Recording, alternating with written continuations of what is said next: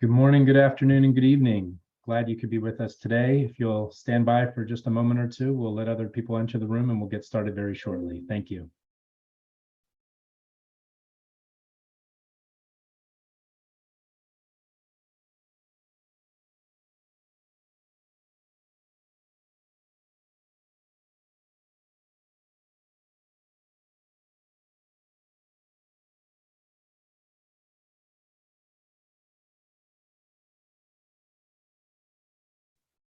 For my fellow panelists, may I get a thumbs up to confirm that you can hear me and audio is working? Fabulous. Okay. Sometimes that's half the victory right there. Okay, we will go ahead and get started. I realize we have a very packed agenda today over the next 2 hours. And good morning, good afternoon, and good evening. And whatever time of day you're in right now, thank you for joining us. We're fortunate to have transcontinental participation today for a great launch event. My name is Michael Brown, and I serve as our Associate Director for the United States Department of Homeland Security's Center for Prevention Programs and Partnerships, also known in short as CP3. CP3 seeks a resilient America where communities are united to help end targeted violence and terrorism. We work with communities to prevent acts of targeted violence and terrorism, which includes attacks on schools, workplaces, public gatherings, and other settings. We offer educational, technical, and financial support to help efforts that support violence prevention initiatives with states, localities, tribes, and territories. Sometimes we're asked at CP3, if someone is very close to committing an act of violence, has planned or even committed a violent act, what can we do to prevent them from committing another act of violence? Well, that's why we're here today, to discuss initiatives that are designed to help rehabilitate and prevent recidivism. These may be programs that are based in jail or prison or designed to help individuals rehabilitate and reintegrate back into the community upon release by working to build positive pro-social connections with the community. In short, prevention work does not cease once someone is arrested. In fact, maybe just more important at that point now than more than ever. Public health practitioners call this type of work tertiary prevention. Tertiary prevention programs are directed at individuals who have engaged in or have planned to engage in targeted violence or terrorism. These are individuals who might be considered high risk or high threat. They may have already been referred to law enforcement by a threat assessment and threat management team, or they may have been referred directly to law enforcement by a bystander. In addition, they may have been discovered through law enforcement through some type of investigation as well. Individuals who have been referred to an attorney, to a district attorney or U.S. attorney's office may not be prosecutable, and they might be referred to specialized programs. And the goal of these types of programs is to prevent additional violence. Because of the importance of this type of work, CP3's Targeted Violence and Terrorism Prevention Grant Program awarded a grant to the Counter Extremism Project to create the 4R network. And that's why we're here today, to launch, to increase the awareness of, and to increase membership of a first of its kind Radicalization, Rehabilitation, Reintegration, and Recidivism, or 4R network. Advancing this type of programming supports a whole of society approach to addressing targeted violence and terrorism-related offenders, which goes beyond criminal justice solutions. It takes key partnerships to advance this type of work, partnerships to stop all negative outcomes, of which targeted violence and terrorism and violent extremism are some of them. Earlier this month, I was in Washington, D.C., and I was fortunate to listen to our Homeland Security Secretary, Alejandro Mayorkas, discuss his keen interest in the work and partnerships of CP3, and he called this work a very high priority. And our secretary, who used to be a former federal prosecutor, noted what he saw in the criminal justice system. The secretary said, quote, "I saw individuals who were criminals, and I also saw people who had committed crimes. And there's a very big difference. I also learned, if I had one takeaway, was the preciousness of opportunity." So we thank those on today's panel, today's distinguished panel, who are committed to this type of critical work, not only by supporting public safety, but the preciousness of opportunity. We have 5 speakers on our panel today. Each speaker will speak for about 10 to 12 minutes or so. I will moderate the introductory remarks of each of our panelists, And then I'll take moderator's privilege to ask a couple of questions, and then we'll look to our team to see what questions are coming in from our audience as well. Really happy you could be here today across several time zones. Thank you so much. So our first speaker today is Dr. Hans Jakob Schindler. He is Senior Director for the Counter Extremism Project and served in a career with the federal government of Germany from 2001 to 2011 with the private sector until 2013, and is the Chief Counterterrorism Sanctions Advisor of the United Nations Security Council until 2018. He will open today's panel about the needs of rehabilitating and reintegrating extremist offenders. As more countries around the world opt for returning their citizens who travel to join extremist groups, a critical need exists to identify the multi-level mechanisms, obstacles, and facilitators for effectively and efficiently supporting the reintegration of foreign fighters and their families. Hans Jakob will preview some of the issues that will be fleshed out in the subsequent presentations as well.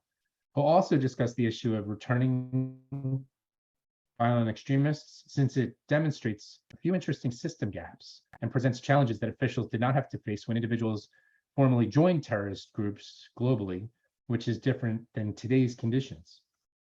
He will also highlight what we've learned historically when we examine violent extremists who may not formally join a designated terror group, but join conflicts when they have access to arms, ammunition, and explosive materials. And a fun fact about Hans is he has family members on all continents, so we do appreciate his global perspective. Dr. Schindler, over to you, sir. Thank you so much. I really appreciate the invitation. As I'm the first speaker of CEP, I will also say a couple of sentences about CEP, but first let me attempt to share my presentation. If I could get a verbal prompt that it actually worked. Can anyone see that? Yes, perfect. Fantastic. All right, so CEP, transatlantic, fully privately funded, non-partisan think tank and advocacy organization headquartered in the United States in New York City, but also, and that's where I'm speaking from, having a separate European legal entity and an office in Berlin. And then we have colleagues working for us dotted around North America and Europe.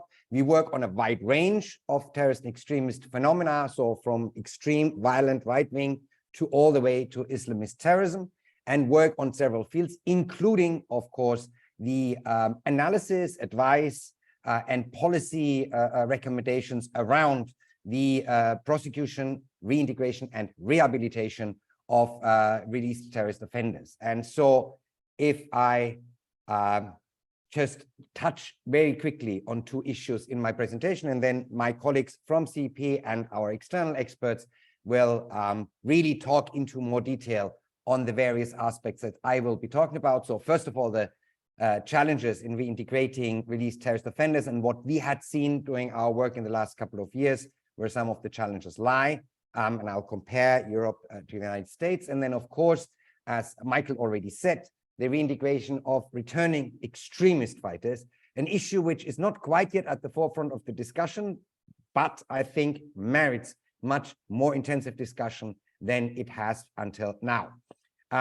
So what did we find? We started the whole project on looking how this works already in 2019 in the US, but then very intensively did a actual university-based research study on how this is done in Germany. How are terrorist offenders who are about to be released reintegrated into society? What are the challenges? How does it work? And I think we came to a couple of challenges that are really also challenges that the US is going to face or is facing when it does these new programs now by releasing these terrorist offenders. First of all, we have a federal structure equally to the US, and the prison system by and large is actually the absolute and 100% responsibility of the federal states, which means we have in essence 16 models on how you do this. So is there a government lead?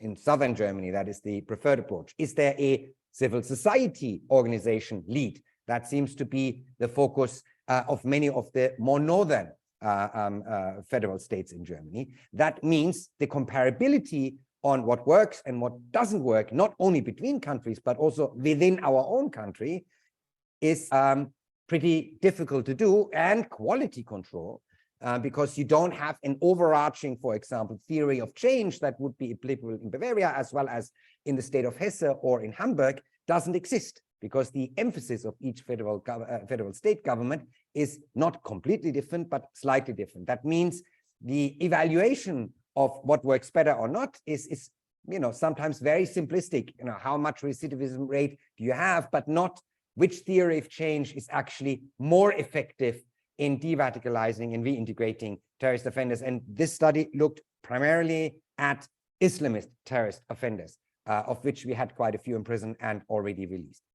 Then we figured out that coordination and cooperation between government and civil society is not as smoothly as in ideal circumstances it should be. And there are hesitation from both sides. So very logically, law enforcement intelligence services are wary of sharing very detailed data on offenders from their work. And equally, civil society feels that too close a cooperation with law enforcement may actually hinder their relationship with the clients, i.e. the terrorist offenders that they're trying to reintegrate into civil society again. Dr. Schindler, I do apologize for the interruption. There's a question in the chat that says there's no audio at the moment. I just wanted to confirm that everybody can hear correctly. Is that correct? I can hear you. I can hear him Yes, too. me too. Okay, very good. It looks like we can proceed. My apologies. Thank you for. Not a problem. To the participant who has no audio, sometimes if you unplug and replug your headphones, that helps. Or double check that the volume on the computer is actually turned on. That sometimes also happens automatically, that it just goes to zero. And finally, you have values here of security concerns, i.e. what happens if the intelligence service figures out that the individual is again accessing radicalizing material online, versus the, and this is maybe more particular in Germany than it would be in the US, the protection of personal data. So is civil society really legally mandated to share personalized data, and is the law enforcement really legally mandated to share personal data? So there is a legal problem, and then there is a security problem. We also, of course, worked on the US side of things, and here you see the initial report from 2019 that got us the idea and why we in the end now had proposed the 4R network structure to the Department of Homeland Security, is the When Terrorism Comes Home report of 2019, which really asks a very simple question. If you do not spend 1,000 years in a supermax prison, or you find yourself on a small island in the Caribbean, what happens to you as a terrorist offender when you're released from the US prison system? And at that point, the answer was very little specific happens to you. You are essentially treated like a normal criminal offender. You get your probation officer, you get food stamps, and that's it, right? Therefore, there is really a need, or we identified one of the needs in the US to develop this structure. Now, a word of caution. What we have learned, and I'm very lucky and very honored that Mr. Urel is also on the panel, within the RAN, the Radicalization Awareness Network of the European Union, is, and that's why I say they're talking about promising practices, you cannot cut and paste. So what works very well in Aarhus in Denmark, or as the safety houses in the Netherlands, for political, legal, cultural reasons, is not immediately and one-on-one transferable to Germany or to France or to Italy. Therefore, once we start discussing this, it's really good to look at these promising practices, but they always need to be adapted to the particular social, political, and legal structures in the country, in this case, the United States, where they should be to be implemented. However, there is already a body of experience on how to treat, I would say, very problematic offenders, i.e. gang members or organized crimes. There are long experience in the United States, better than in Europe, that possibly could be built on. And you have a couple of very community-based programs, i.e. the most famous one is, of course, the Minnesota program, trying to stem the flow of foreign terrorist fighters traveling to Somalia, that also could serve as an example on how to do this. We, of course, did this with alternative pathways, and now with the 4R network, where we're trying to bring people together to talk about these issues. And today's launch event and the work of 4R is really meant to professionalize these discussions that we have and to broaden the people that CEP at the Department of Homeland Security and the US community can talk to. Now, issues to consider, right? Reintegration, and this is one of my personal pet things, should also include a sustained economic future for the individual, right? So my most favorite sentence here that one of the guys in 2019 said to us, try to find a job when you are a former member of Al-Qaeda with McDonald's. There is a challenge here. What we have seen in Germany was that not only after the prison sentence, but also while they were already still in prison, radicalized groups, networks, and organizations tried to connect to the inmates already, preparing them for their time after the release, offering them an economic opportunity in order to reintegrate them then again into these radicalizing networks, creating essentially the risk of a revolving door, right? So therefore, I think this is one of the core aspects of what the end product should be. Then, crucially, from my background coming from the security services, of course, is this interlinkage between the handover of a totally state-dominated environment, i.e. the prison, to a then hopefully a mix that has some involvement of law enforcement security agencies necessarily, because we're talking individuals who are still a potential risk to society, but a tough, really integrated civil society element to it. And in that one, right, you need, this cooperation needs to be thought about in a legal sense, in a regulatory sense, in a data exchange sense, in a questions of how do I declassify data from the security services, but also how do I, as a civil society actor, talk to the security services and receive information from them, because it may be useful to know that the person that I'm taking care of actually is now re-radicalizing on the internet, something that necessarily I wouldn't immediately realize if I'm just having a human-to-human interaction. For the security services, of course, it is really important to have someone who has very regular personal contacts to the individuals, because risk assessments generally lead to certain restrictions being imposed or released on the individual. And either too many or too few restrictions are unhelpful. Too few restrictions, quite obviously, right? Think about the London Bridge attack a couple of years ago. Think about the knifing down of an individual in Dresden, or two individuals in Dresden a couple of years ago. It's clear, but too many restrictions is also not good. There's a very famous case of a released terrorist offender who used to be in Germany, who used to be on the United Nations Security Council sanctions list. And although he is no longer under sanctions, he still has a problem finding a job, because what's in the internet never leaves the internet. And so too many restrictions is going to be equally important or equally powerful to produce recidivism, just as too few restrictions are for a security risk for the broader society. And the risk assessment made at the point of release can never, ever, ever be the same risk assessment 6 months later or 1 year later. So there needs to be a system in place that comes fairly regularly to a assessment whether your risk assessment and the restrictions you impose on the individual are actually still the appropriate ones. So in my knowledge, the most worked out level here are the safety houses in Holland, where the community plus the police plus social services meet on a regular basis, and they decide whether they need to meet on this case on a daily, weekly, monthly, yearly, or biannual basis. And so they guide the individual through this rehabilitation and reintegration process in a very detailed manner, but make sure this way that their risk assessment are fairly flexible and adaptable in both directions. So if there's a problem with the individual, the restrictions increase. If the individual's rehabilitation works well, the restrictions decrease on a fairly flexible manner. Now, my second point is not only because we've done work on this issue of violent extremist fighters joining conflicts, in particular joining the war in Ukraine for a couple of years, but also because here you see a real legal gap. And so far, we've been lucky with the Ukraine conflict that we saw violent right-wing and violent left-wing individuals from Europe From the United States, they traveled, but most of them returned shortly afterwards. But from Europe, still some are there, but they are nowhere near the numbers that we had with the Islamic State in Iraq and Syria.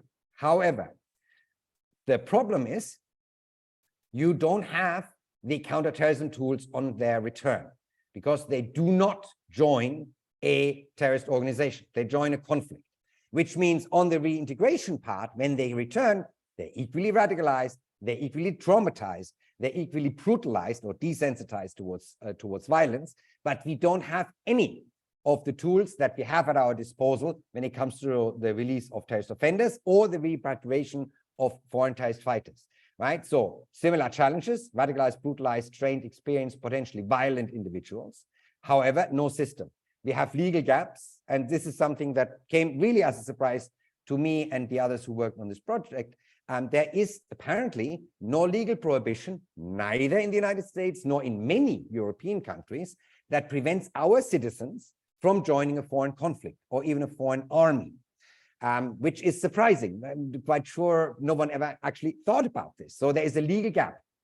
Few countries, Italy, Poland, Canada, the best examples that we could find, make a simple legal provision and say, okay, if you want to fight in a different conflict, go ahead, that's your personal choice, but you have to ask your defense ministry for permission first. And if you don't ask, then you get 2 years off the cuff when you return because of that violation of the law. This is a very good solution to the problem. However, this is not, Ukraine is one, but it's not the only conflict. We have a massive proliferation of conflicts around the world.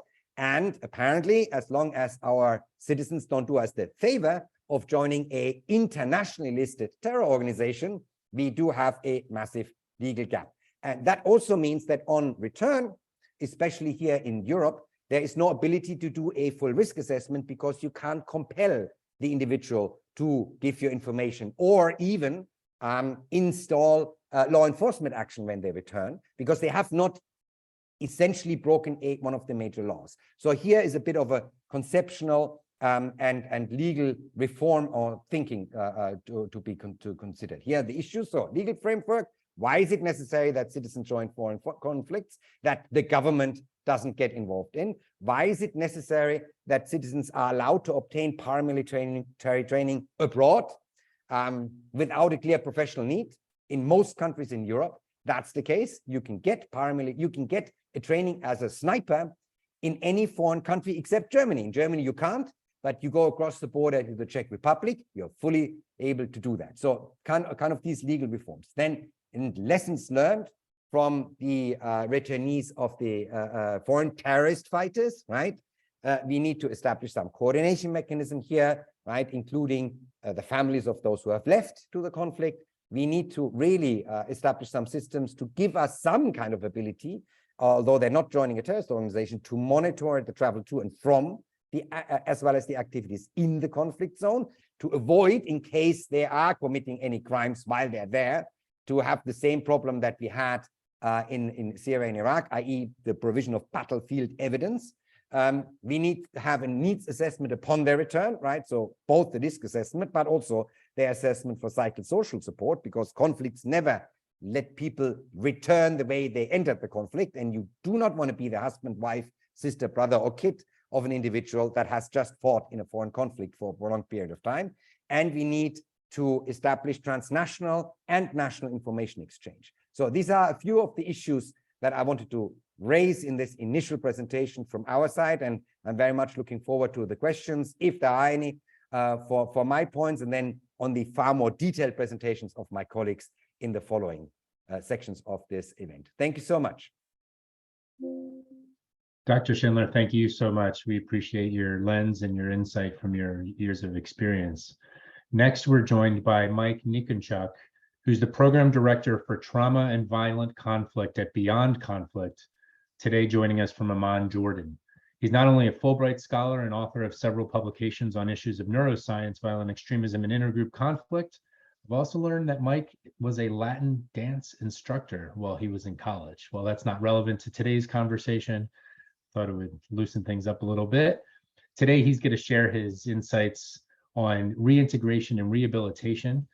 He's going to talk about when and why individuals engage in specific behaviors impacted by factors such as conscious thoughts, motivation, social influences, contextual effects, and habits. This part of our session today will focus on how behavioral sciences can help better address the risks associated with rehabilitation and reintegration beyond strictly a law enforcement approach. And I'm pleased to say this has gained a lot of traction in the United States, and law enforcement agencies are now partnering with behavioral health agencies to identify the best solutions for those who need help. In fact, I saw this firsthand yesterday in training that was co-sponsored by the Los Angeles Police Department and Los Angeles County Department of Mental Health. Mike, over to you. Thank you so much. And now, you know, the biggest secret I was hiding from DHS was that I was a Latin dance instructor. So I guess all cards are on the table now. So let me share my screen here. And thank you to Dr. Schindler for his excellent overview. I want to add a different layer of complexity to this, incorporating some perspectives from behavioral science and behavioral health, which are two very different fields, both of which have been playing an increasingly important role in discussions on violence prevention writ large, and specifically on the prevention of violent extremism and the reintegration and rehabilitation of folks affiliated with extremist violence.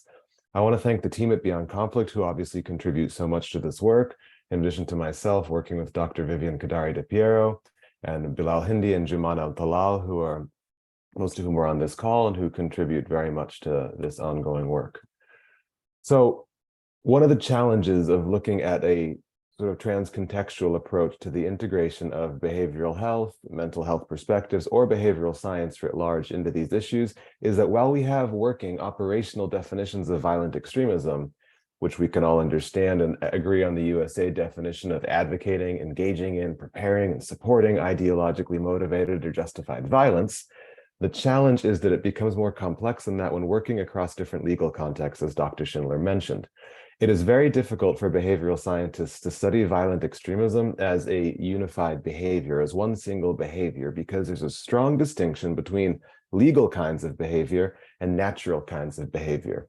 Depending on the legal context or the national context or even local context that you're operating in, what can be prosecutable as an offense obviously differs. In a place like Kyrgyzstan, where my team was a couple of weeks ago, there are certain behaviors that would be deemed as criminal behaviors that would not necessarily be prosecutable under laws to prevent extremist violence in other places. So providing certain forms of material support or being an administrative role in Raqqa in Syria during the height of the days of ISIS is, from a behavioral perspective, quite different from being the frontliner, the Jani Jihad type who's taking a knife and beheading someone on camera. Those are very distinct behaviors which involve very potentially different levels of personality, of background, of reasons, of even pathology that could drive these very different types of behaviors, which are both considered support for terrorism on some level and in some legal contexts. So it makes it kind of difficult to study these things from a behavioral perspective.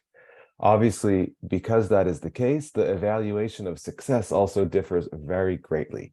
And the way that folks measure success, both in prevention, but even more so in reintegration and rehabilitation contexts, is rarely person-centered and rarely behavioral health focused. Largely, the concern is primarily around the prevention of recidivism. However, that doesn't necessarily lead us to the maximal intervention or the maximal gains and benefit for the person going through that program, because, as I'll discuss in a moment, certain conditions that can contribute to a framework or to a landscape of risk and vulnerability for involvement in extremist violence also contribute to the landscape of risk and vulnerability for other negative antisocial outcomes, which could include addiction, which could include interpersonal violence, or other forms of conflict with the law. However, very often programs that are dedicated to the rehabilitation of individuals involved in extremism are primarily concerned with preventing recidivism back into extremist violence, and less so on the overall behavioral health or the prevention of other types of antisocial outcomes for those individuals. And it takes quite a bit of effort and evidence to also demonstrate how taking a person-centered behavioral health approach can maximize outcomes and reduce the resource burden for states that might be involved in repeated prosecution and incarceration of folks. And there's also additional particular risks when folks that have been operating in securitized environments try to work with folks that have been involved primarily in mental health or social work or behavioral health, because as Dr. Schindler mentioned, there's huge risks around data, around confidentiality and trust with clients. And additionally, there's a huge backfire potential if we move towards an understanding that certain psychosocial or mental health factors may contribute to certain risks that are precursors to involvement in violence. There could be an incredibly dangerous knee-jerk response to then single out or identify individuals with these risk factors in a way that exaggerates existing stigma towards current pathology or simply towards certain socioeconomic or other factors that could be tied to risk factors. An additional complicating factor is that violent extremism is a journey that involves many different behavioral stages and phases, and each of those have certain sub-elements, all of which represent possible intervention points, but that also require unique approaches for each of these. When an individual gets involved with terrorist violence or involved with violent extremism, of course, there's an initial phase of attraction that is very different than active socialization with the cause. Attraction might include initial online behaviors, waves of isolation, of changing relationships with folks, and starting to socialize with a new network. But that is different than socialization into a particular group, which often involves more active withdrawal, potentially providing financial and other forms of online media support or other attentional support, as we can call it, and could include travel to physically join and socialize with group members. Participation in certain extremist groups obviously can involve very specific rituals, forms of bonding that can contribute to actually a strong meaning-making framework for an individual, which makes it harder for that person to then engage in disaffiliation and reintegration processes. Even within, as Dr. Schindler mentioned as well, disengagement and reintegration phases, there are certain psychological and behavioral things that are going on for a person that can exaggerate risks that make recidivism even not potentially more likely, but can make it harder to prevent recidivism. When individuals disaffiliate and disengage, especially in cases when individuals were tremendously motivated by a strong need for social bonding, belonging, meaning, purpose, glory, heroism, etc., all these potential factors that contribute to the psychology of participation, when an individual is removed from that framework, it's a very destabilizing experience where a person is at a heightened risk for having adverse reactions to the process of reintegrating and can lead not necessarily only to recidivism, as I mentioned, but also to potentially other unwanted negative outcomes that can take many forms. Each of these phases of involvement with extremism represents potential intervention points, and there's programs that we've seen that try to target folks before their attraction, reduce potential attraction to groups, or that target folks in between that, maybe that secondary level before these tertiary programs that target communities that have been particularly identified as hotspots or age groups or sub-geographies, et cetera. And as we try to work with behavioral scientists more and more, it's important to be very specific on those on the practitioner end of who are we working with and why, and what is the theory of change underlying the behavioral shifts that we're trying to see or the prevention that we're trying to target, whether it be exclusively recidivism prevention or promoting overall behavioral health, because the integration of security and behavioral perspectives is going to require a greater precision from certain practitioners in the security space, but also a potential convincing and broadening of our understanding of what do positive outcomes mean for folks engaged in rehabilitation programs. In a very specific example from our field, there's been more and more talk about the role of adversity and childhood trauma and adulthood trauma exposure in its role in contributing to radicalization and or to involvement in terrorist groups.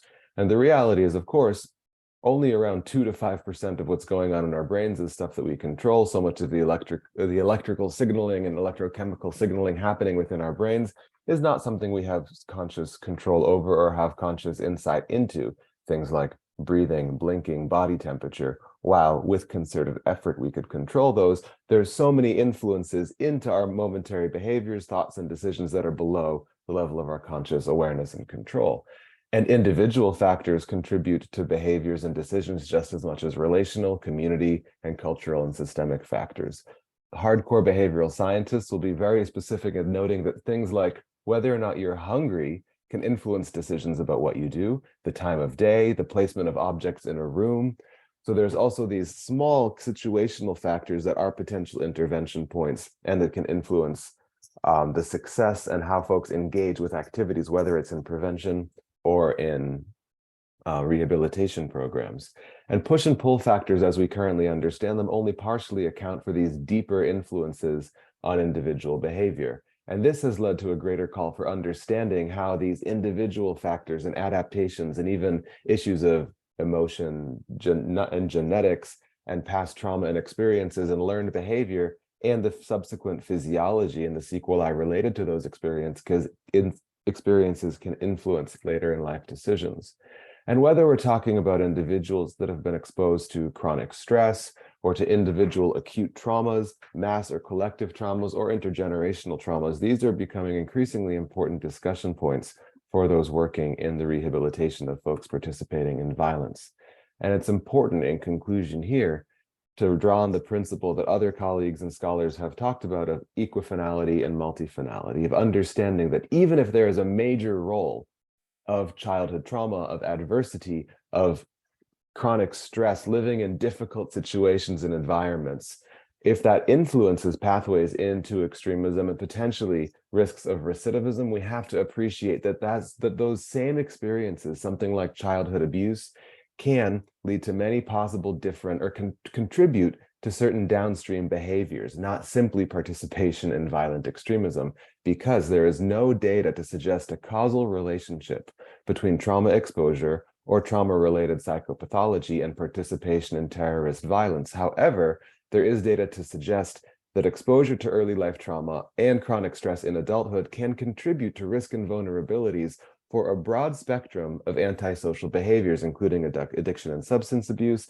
and even health challenges like chronic inflammation. So we have to understand this principle of multifinality, that one factor or set of experiences can lead to different outcomes depending on how they interact with other factors in the context. And in the same way, there's many possible pathways, not simply these childhood experiences or experiences of adulthood stress and trauma, that can contribute to this.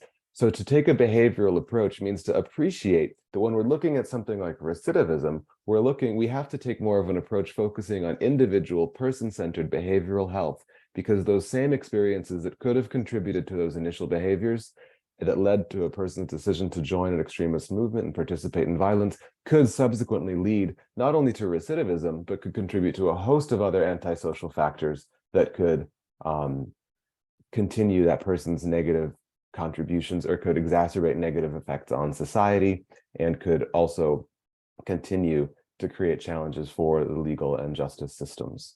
So I'll conclude there, the risk of getting too much into the science, and I hope this set up my colleagues to talk more about their theories of change for our network. Thank you, Mike. We like the science, so keep that coming, and please be sure to bring that when we do the question and answer session, to bring more of that when we get to the question and answer session as well. Thank you so much. Now we're going to listen to Robert Orell from the European Commission's Radicalization Awareness Network, or RAN, where he's been a member of the steering committee since 2011. Robert was also the director of Exit Sweden for 10 years, and he was the program director at Exit USA for 3 years, so he's quite familiar with this space. I'm pleased to say that Robert is also a participant in the TED series, having contributed a TED Talk back in 2016, and I know that one of his personal goals is to read every Nobel Prize winner in literature, and he's getting closer to the halfway mark of the 119 pieces of work that are out there so far. Robert, over to you, sir. Thank you very much, Michael, and thank you for the invitation to join this session. There's indeed more to read, both of Nobel Prize winner in literature and other literature as research and reports. So my presentation today will look at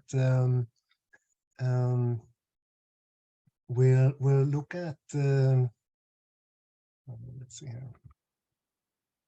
We'll look at NGOs, civil society groups, NGOs in exit work, and looking at some of the aspects and some of the elements of cooperation with government agencies. Let me get the screen sharing correct. Yes, perfect. All right. And well, first of all, when we look at exit work, it's a fairly new field of work. We had exit programs starting in Norway in the late 1990s. So roughly 25 or so years, we've had experience of exit organizations and exit work. The majority of them organized in NGO, CSO type of organization, with really the benefit of being an independent actor from state. I'll get back a bit to this later on, but there's a reason for this benefit in some of the cases of working with the target population. When we look at the type of NGOs who operate on this work, we have local, regional, national, or sometimes international organizations to engage.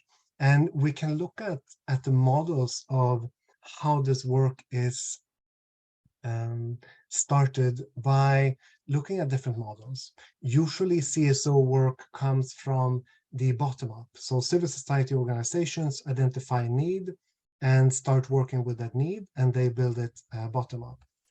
This is the examples of both of the European and US organizations that I work with, for example. But there's also examples of more top-down. So government identify that there's a need to work with this target population and encourages NGOs to engage in this work. We have the France and the Dutch example of organizations who started this way, for example. So different ways of setting up and starting the work. But when we look at the role of NGOs in exit or rehabilitation work, we can see that there's a few different areas which are usually crucial. It depends a bit on the national context. When we look at the European landscape, for example, we have NGOs that work nationally. They have good cooperation with state agencies. They're well known. They've been working for a long time. And we have newer, perhaps smaller NGOs that are not so known yet and work more perhaps locally or even regionally in their work. But we see that there's three different kind of levels or ways where CSOs can be involved in exit and rehabilitation work. First of all, we see the type of CSOs, which are usually multifunctional. They have a multi-competent role and coordinating really most of the work that engages the clients. For example, taking care of the process for clients who decide to leave their involvement in violent extremism during prison and get in touch with this type of NGOs. They would in a sense process and facilitate the client's disengagement from prison through probation out in the open society, engaging all the relevant different actors. And here we have a multiple number of different actors who are usually involved in this work. Everything from social services to psychiatric care to tattoo removal, etc. So really coordinating this type of work. And then we have other NGOs that might have specialized type of expertise in a given field and offers one or a few services to clients disengaging, leaving violent extremism, but for that matter, don't offer a full program, sort of saying. Here we have organizations offering, for example, religious counseling or mental health services as examples. And the third type of role could really be when there's a relevant methodology a relevant methodology that suits this target group, but the overall objective of the organization is not dedicated only to violent extremism. Here, there's an example from Austria, the organization New Start, which is actually a CSO that operates the country's probation, which is the full probation. And they have practices and programs specifically helpful for the reintegration of violent extremist offenders. For example, the social net conferencing methods. So we see different ways where CSOs can be engaged in this type of work in different levels. And when we look at CSOs' involvement, we can discuss the added value of why should CSOs be involved here? What's the gain? Well, I think first of all, I mentioned previously as independent actors. So having specialized expertise with specific focus on this target group. Most social services, most large treatment organizations might not have capacity to specialize their expertise with this particular target group. But civil society organizations usually can start from a very particular focus and develop their work from there. They usually run both the radicalization programs, exit programs, and parallelly family support and community empowerment programs. So spanning over different types of PCVE initiatives as well. We also see the importance of CSOs as uniquely positioned to build trust. This is really one of the key issues. Individuals who are involved in violent extremism lack trust in everybody else outside of the group. It's usually difficult to create relations. It takes time. Everybody who works with this knows that you have to invest time in trust building to create a working alliance to be able to facilitate change, particularly with these clients. And the ideologies are against society, against governments, against authorities. So coming from government authorities or state representatives can be challenging challenging position to start from when you engage with these clients because of the distrust perspective. But CSOs are usually seen as independent, distinct from the state actors. They can serve as bridges linking to different communities. And they're usually funded, embedded in the community in a different way than state actors, knowing local resources, knowing people who can help out to arrange different type of issues that clients need helps with. Solving practical issues, which is particularly important in the functional aspect of the reintegration. So the functional aspect of solving practical issues, as well as perhaps especially the social aspect, the social reintegration. How do you build a no social identity? How do you create pro-social relations? How do you build on interests or such, where CSOs are usually embedded in the local communities and societies and can offer these type of links and contacts. The second slide of added values for CSOs is then credibility, trust, and reach. So being able to build credibility and trust with the target group and clients, and being able to reach individuals who distrust everyone outside of the group that they're coming from, working on this trust and credibility aspect. Network with local communities has already been discussed several times. Also flexibility. Usually CSOs have different type of flexibility in solving problems and protocols than state agencies, which is really an added value.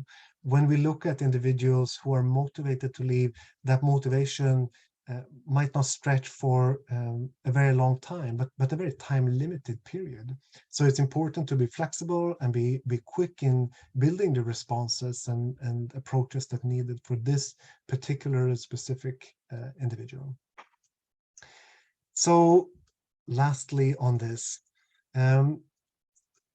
CSOs obviously don't operate in a vacuum, but there's really a great important need of cooperation.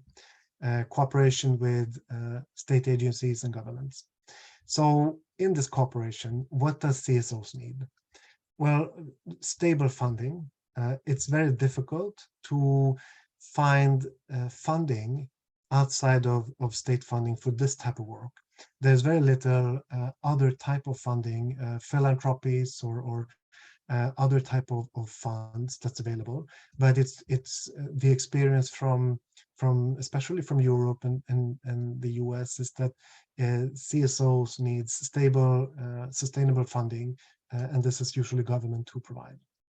CSOs also needs mandate, so the mandate to work with the client, meaning perhaps access to prisons to meet clients who are there, mandate to represent this type of work and the clients in multi-agency cooperation settings, trust from governments, from stakeholders, from state agencies, trust that they will carry out this work and that they are competent and capable of doing it, and obviously cooperation.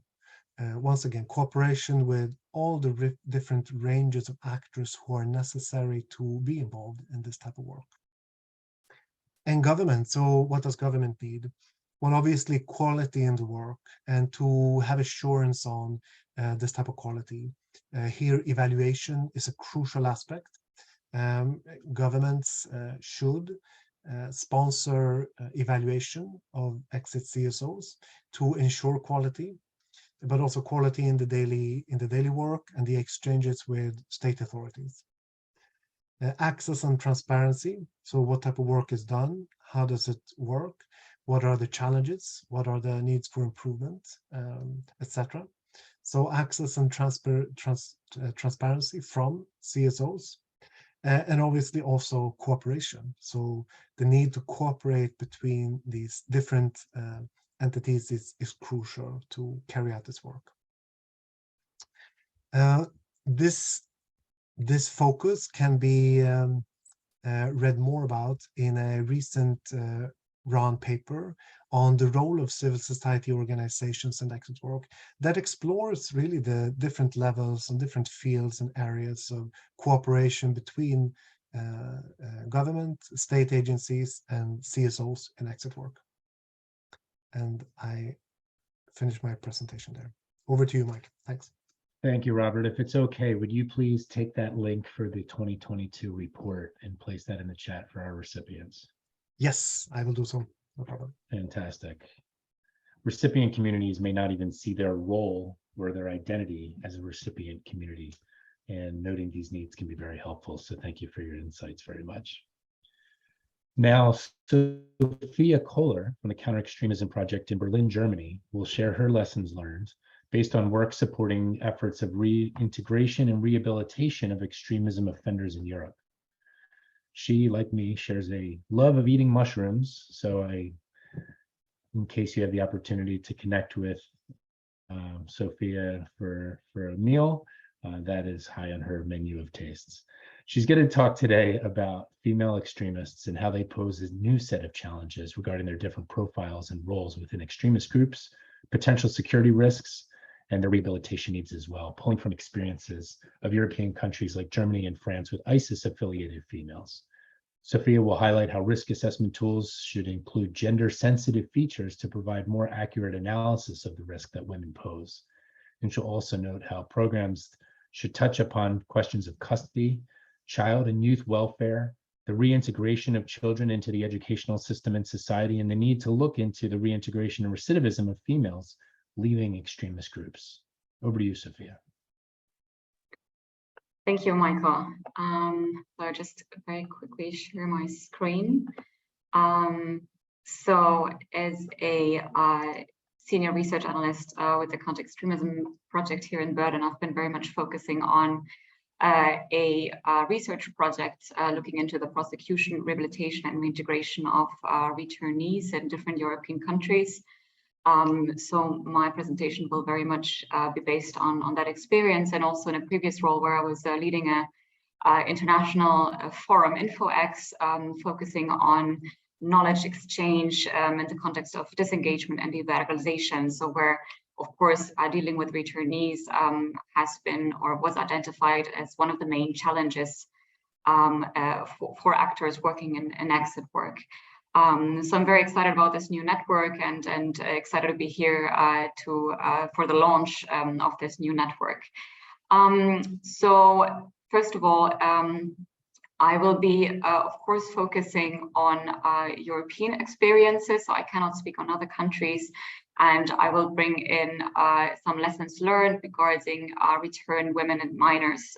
They are different groups, but there are, of course, important overlaps when we consider these individuals when it comes to rehabilitation and reintegration.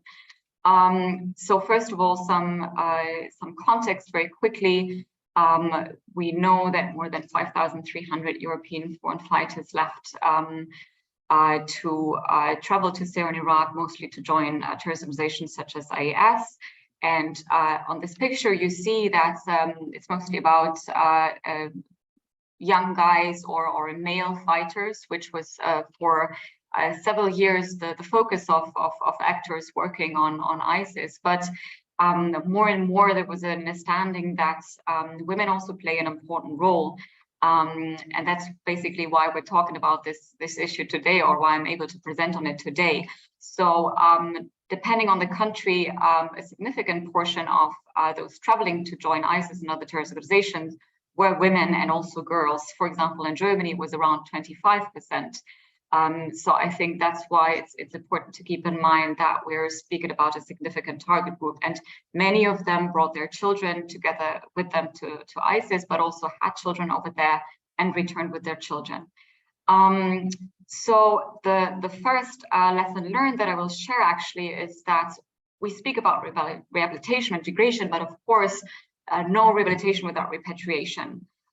So those remaining in the camps, those European nationals, minors and women need to be repatriated or need to be returned to their home countries before we can even start about rehabilitation and integration. Then once they return to their home countries, for adult women at least, the question is about their prosecution, right? So I have brought a bit of statistics here. Let's focus on the yellow line. You see here the number of women charged for terrorism offenses in connection to ISIS in Germany, and then were later convicted. So it's not included in ongoing trials. And what you see here is that there is in case you don't see it, I put a red 8 to the slide. So you see that there is quite an interesting turning point in 2018. In Germany, the prosecution of female returnees really just started in 2018. Different factors, happy to speak more about it later in the Q&A, but many countries had this experience that the prosecution of returnees very much focused on male fighters, and women were kind of neglected for different reasons, and in Germany that started in 2018. So another lesson learned that I would like to share is really that we have to prosecute female returnees as well, depending on the evidence.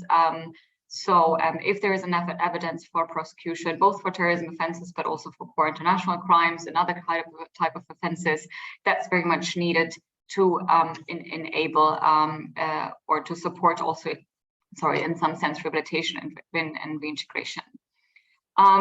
And what's interesting is that also because of these kind of prosecutions that we have seen in the past, is that we know much more about the profiles and also the roles of female IS members.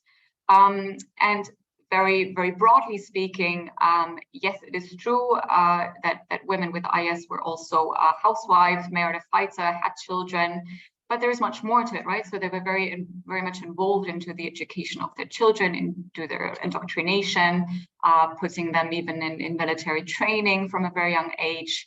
Then, and this is also true for the camps in northeastern Syria, there very active, involved in recruitment efforts, in propaganda, in fundraising, crowdfunding campaigns, and so on, to free their sisters in the camps.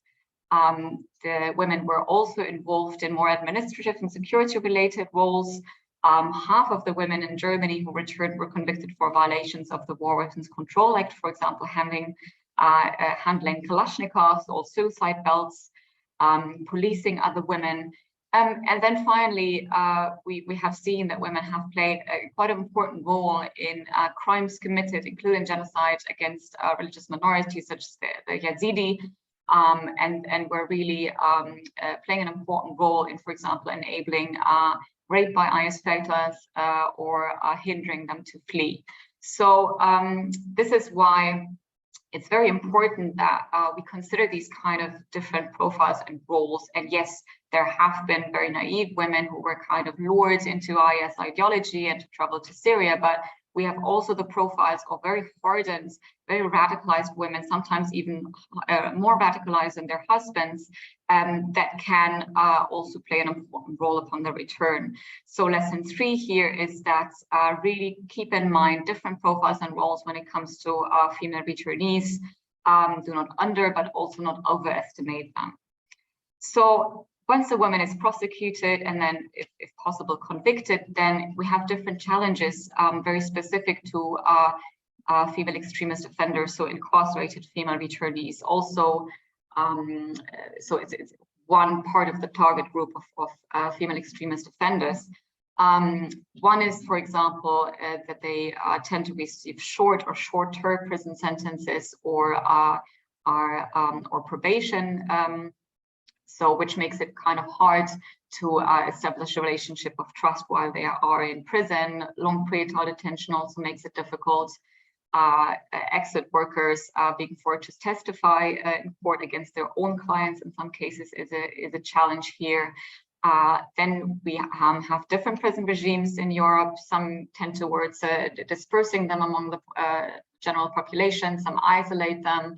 But still there is limited experience with this kind of group of female extremist offenders and female returnees in general. So what are the lessons learned here? That remains to be seen. The question is also, do we have adequate risk assessment?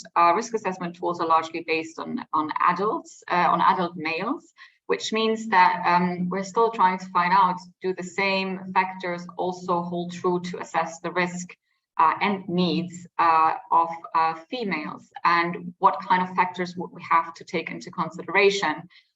Some radicalization factors, for example, are quite similar between men and women, and sometimes there are very different motives that are still different and that need to be used when we assess risk, when we assess needs and protective factors, and to decide what kind of management is needed in that kind of case. Incarcerated women have different, in some cases, different needs than incarcerated men.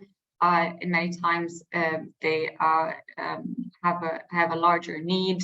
I'm not going to go into that detail, but more often the case is when the women can visit their children, or that the children can visit their mothers. When can they see them? There is a lack of staff, for example, to accompany visits during COVID. In some cases, children of returned women were not able to see them for a long period of time, or not even to touch them because of the restrictions, because of the pandemic. So these are just some of the challenges. Also, quite a high number seems to need specific care, such as trauma care. They have also been victims, so not only perpetrators, which is an interesting aspect as well, and important to consider how specific care can be provided. And that's why it's really important, lesson 4, to have gender-sensitive approaches to risk and needs assessment, but also in general to rehabilitation, reintegration, as well as disengagement work. There's a lot of development. It's just that something that we still need to consider, how we can, across the board, always consider what it means to have more gender-sensitive approaches. Let's look a bit at returned minors. They are to be looked at specifically, but of course, so far they return with their mothers, which means that there's always a tricky relationship where a female returnee also needs to be looked at herself, so as a separate person, but also in her capacity as a mother. And also the minor needs to be looked at in her relationship to the mother, but not only. So I think that's really important to not just put women and minors into one basket. The separation from the mothers upon return, women are mostly put in pretrial detention. Many cases can be very traumatizing after a very symbiotic relationship that they have developed in the camps, for example. The question, can the baby with the mothers in prison? Many times you have a lack of units. Older children cannot accompany their mothers in prison. And so there's still a lack of these kind of facilities. Then also the question where the child will be placed. In some cases, that's a preferable option, for example, in Germany with the family of origin. But in some cases, the child has never seen the grandparents, so they have no personal connection to that family. France has mostly opted for putting children to a screening upon return and then placing them in a host family for several months, because they have seen that the families are just overwhelmed with this kind of challenge. So also here remains to be seen what's the best approach.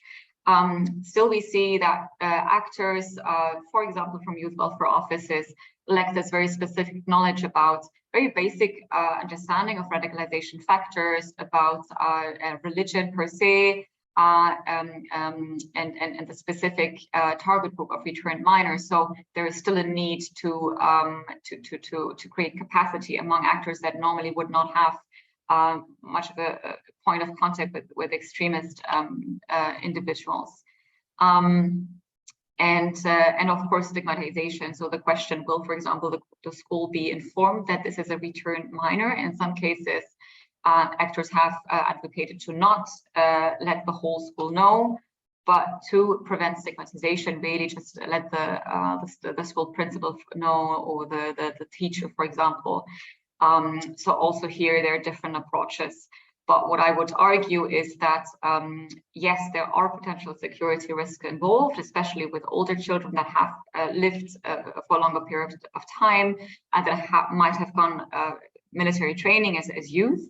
But, and this is lesson number 5, yes, there are like specific needs and challenges regarding returned minors, but child protection really needs to be a priority, and security agencies should be involved, but not necessarily all the time, especially when it comes to very young children. That can be, in many cases, very much counterproductive, and stability and a routine, stable contact persons and so on are much more important to create that kind of stability that then leads to their supporting their reintegration. And what has been done in Germany to kind of ensure that is a model project called Returnee Coordination, established in 2019. It's been implemented in 6 federal states. We have heard from Hans that Germany's federal system leads to different states having different approaches. So several states that were most impacted by the returnee issue have taken upon that model.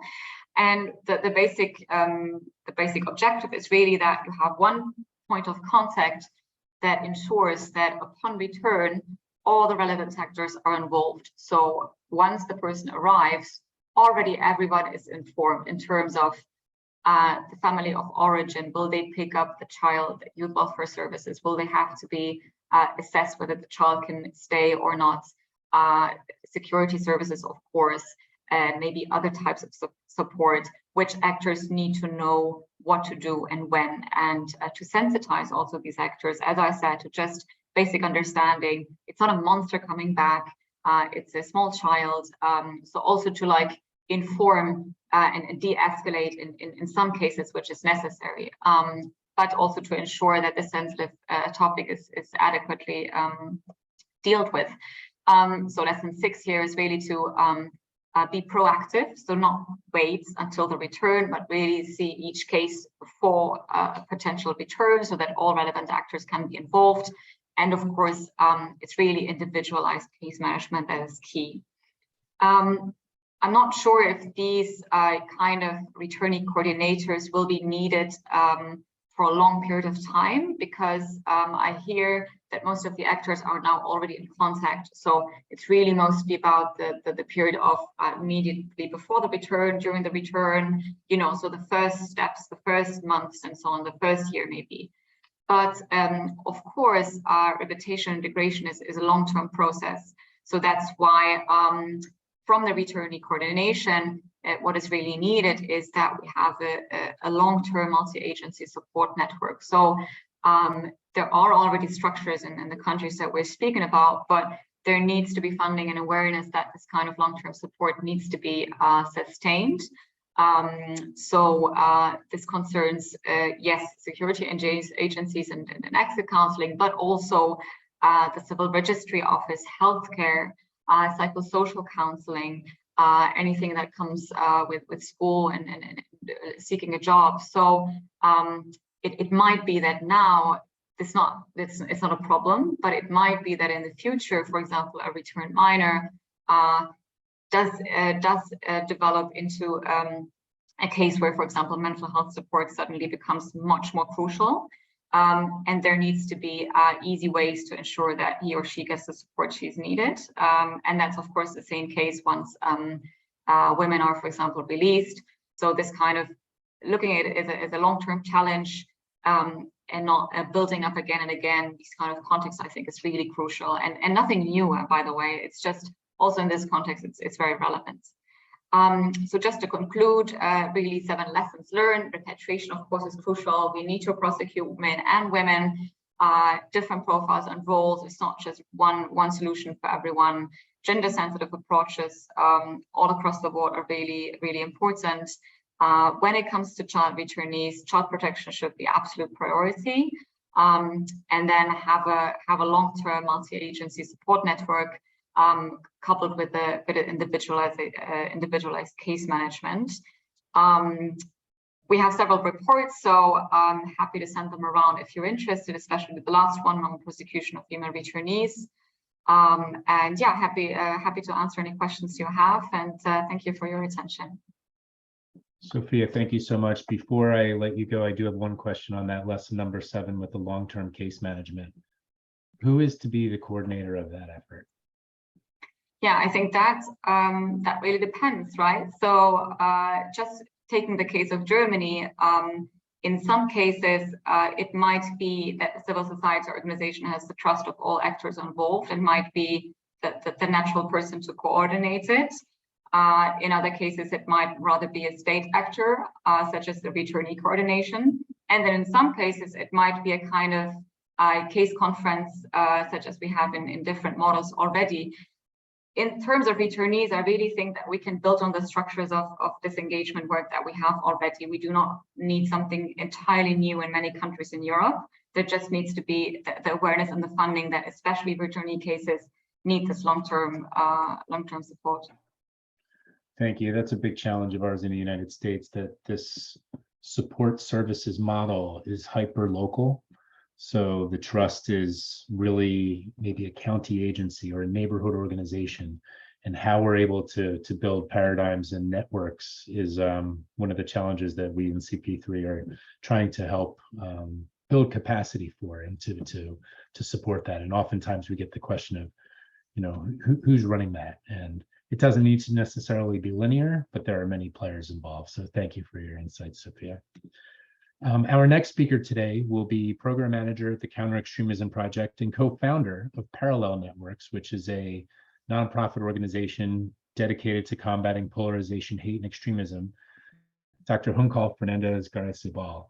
And Juncal is going to focus today on how a trauma-focused framework offers a principle-based lens that expands to include structural as well as inter and intra-personal factors, thereby meeting the needs of individuals that differ in various ways, like in the degree of agency, role, commitment, drivers of radicalization, and other variables to facilitate the safe, healthy, and dignified rehabilitation and reintegration of violent extremist offenders in the United States, while increasing local resilience to violent extremism over the long term. I want to tip my hat personally to Juncal as well for leading this effort for today's forum, and we really appreciate all of her effort. The fun fact about Juncal is that her TV and documentary interests happen to be on cults and serial killers. So you could see why she might be in this line of work focused on trauma. Over to you, Hongkal. Thanks for your time today. Thank you, Michael. And thank you, of course, CEP for helping me put this together, to my colleagues today who had, wonderful interventions, all of them, everybody that's watching. And yeah, for today, as you were very well put, what I'm going to focus on is a theory of change that we developed, and that focuses on applying a trauma encountering violent extremism informed approach to reintegration and rehabilitation in the United States.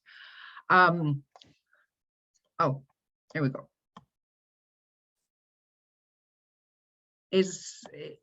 Okay, sorry about that. There we go.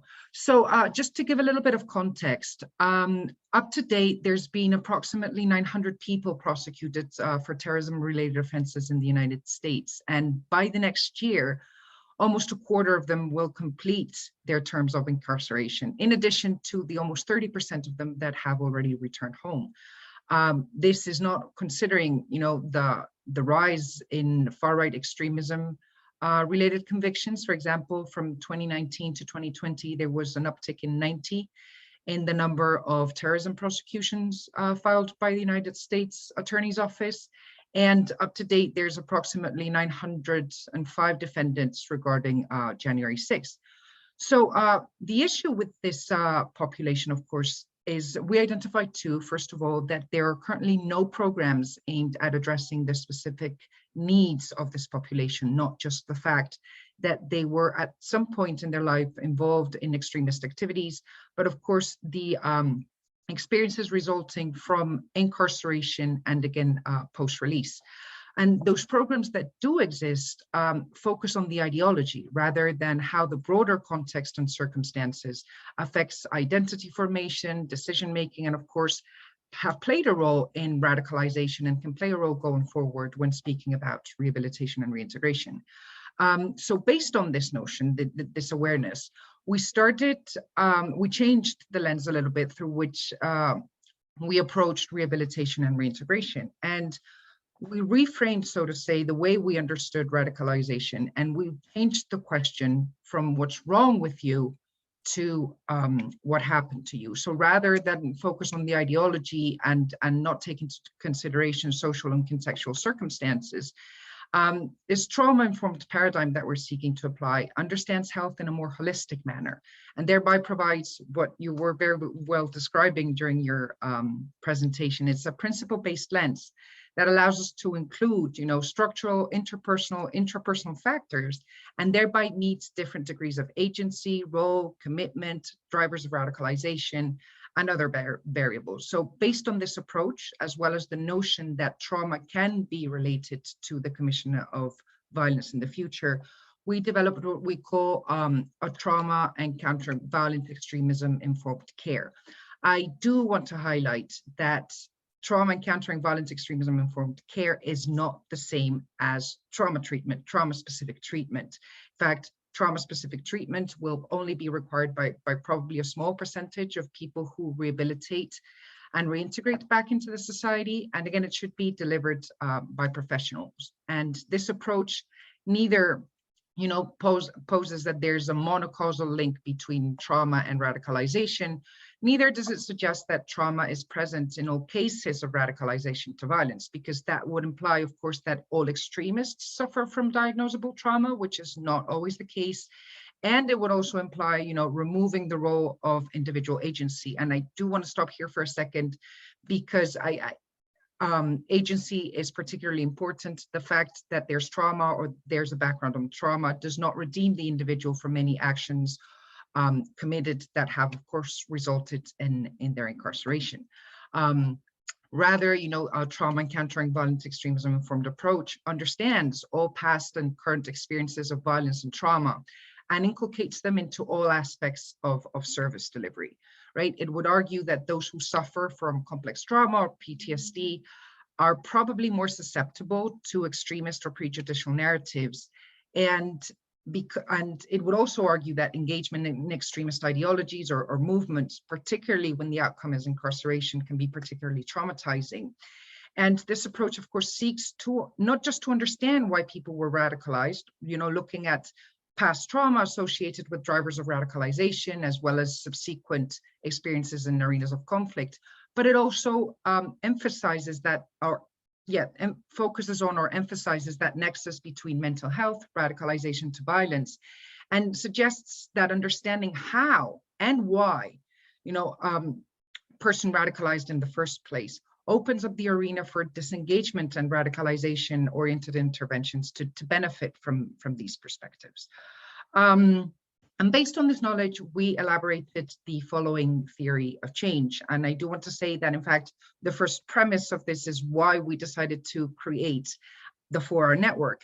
That, by the way, just a little break here, it is being launched today, and I encourage everybody who's watching to please sign up. If somebody can drop the link in the chat, please, it's 4rnetwork.org. I encourage everybody who's watching us today to please just sign in and join us in this endeavor.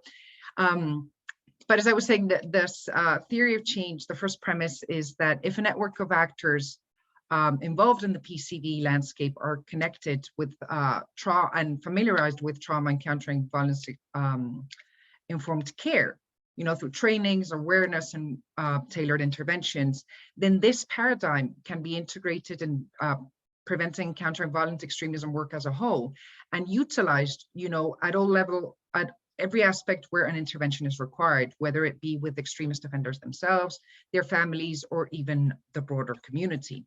If this paradigm, of course, is integrated, then spiritual, psychological, and vocational pressures for recidivism will be diminished. And again, I do want to highlight something that I think is of particular import, meaning what we understand by recidivism. And I think that is a question that applies to all of us.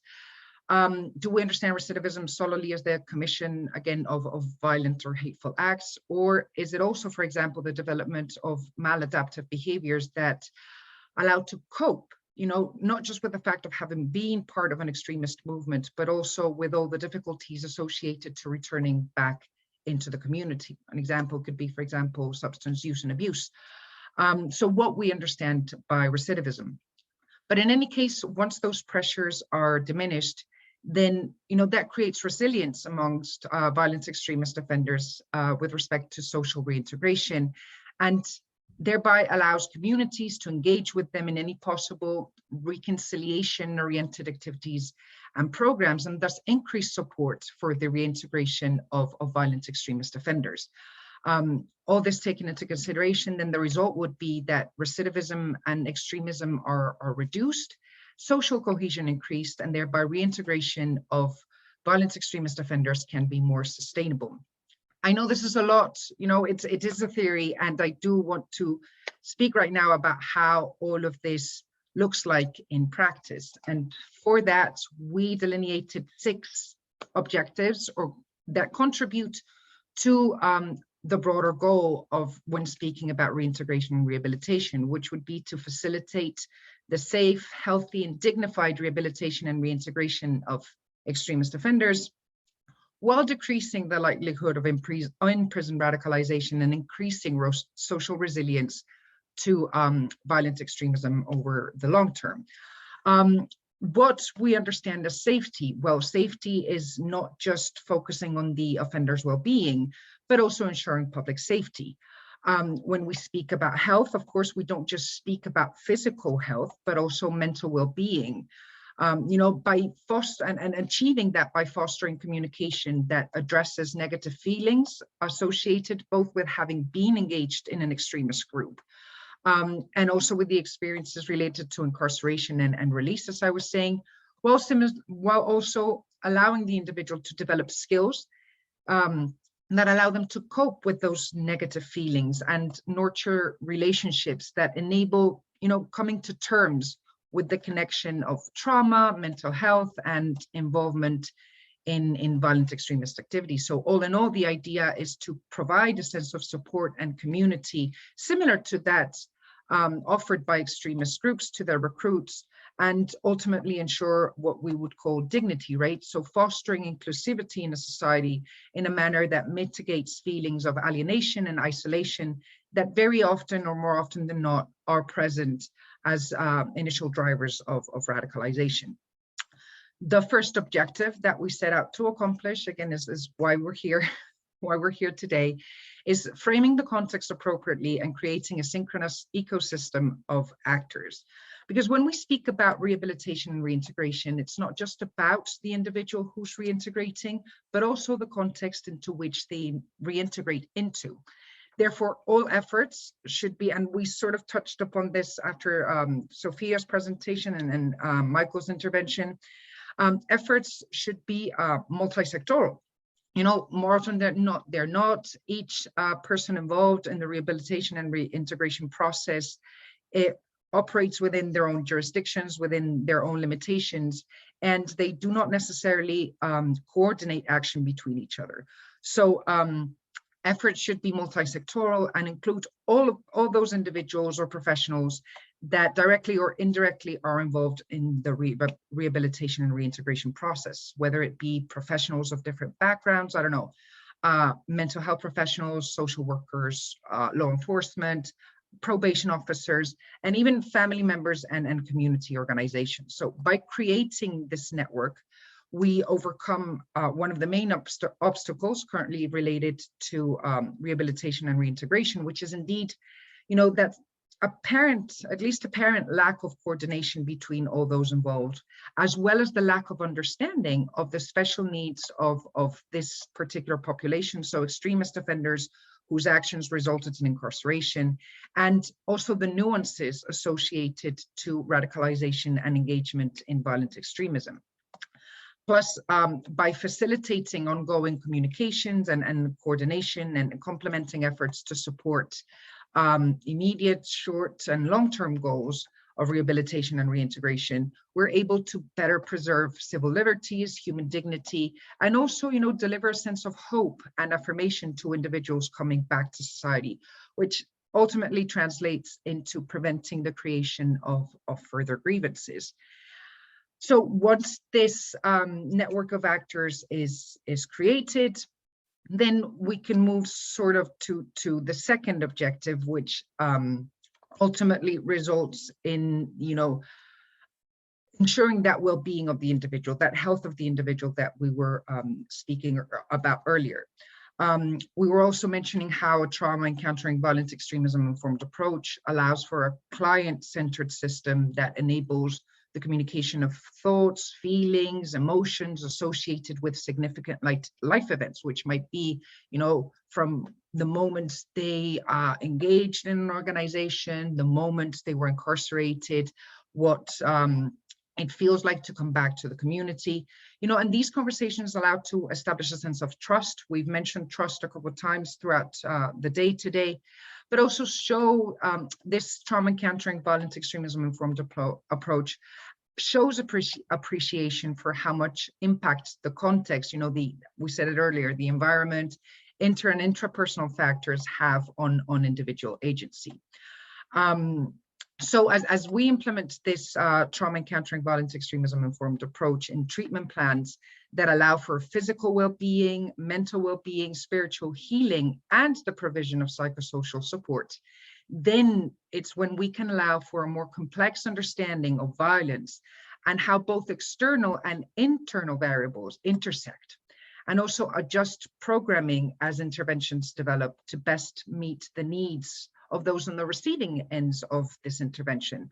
Mike Nikonchuk explained it very well earlier when he was saying that this is not a linear process. And in fact, probably the most akin example that I can think of out of the top of my head right now is anybody who has some experience with anybody dealing with substance abuse or recovering from substance abuse very well knows that this is not a linear process, that there are setbacks, right?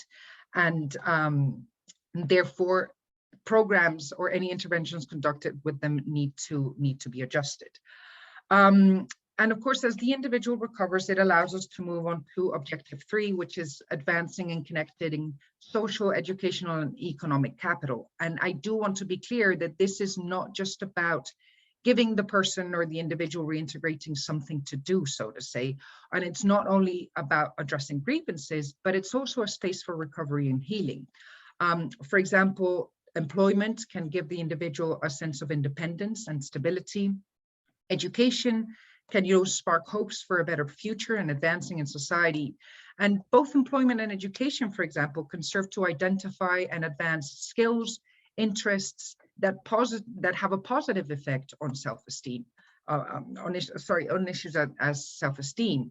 But also these spaces, the work environment, school, university, whatever the case may be, these spaces can help cement desistance and disengagement by allowing individuals to participate in positive pro-social networks that facilitate meaningful relationships and resocialization back into the community.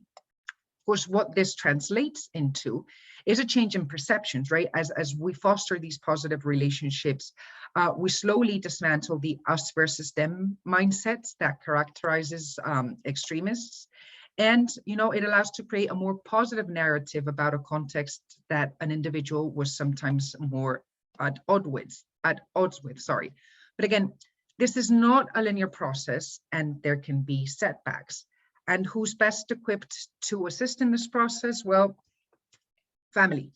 And that is why we also advocate for promoting family cohesion. I do have to flag here that,